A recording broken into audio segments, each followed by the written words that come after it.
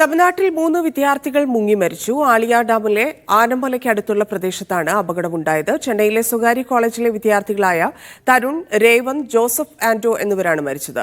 വിനോദയാത്രയ്ക്കെത്തിയ സംഘമാണ് അപകടത്തിൽപ്പെട്ടത്.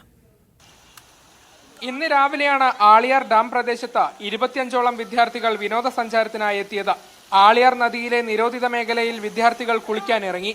ഇതിനിടെ ഒരു വിദ്യാർത്ഥി മുങ്ങിത്താഴുന്നത് കണ്ട് സുഹൃത്തുക്കൾ രക്ഷിക്കാൻ ശ്രമിക്കുകയായിരുന്നു. ഇതോടെ 3 പേരും ഒഴുക്കിൽപ്പെട്ടു.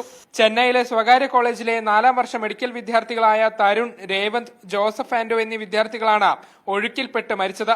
സഹപാഠികൾ നിലവിളിച്ചതിനെ തുടർന്ന് നാട്ടുകാരാണ് തിരച്ചിൽ നടത്തി മൃതദേഹങ്ങൾ കണ്ടെത്തിയത്.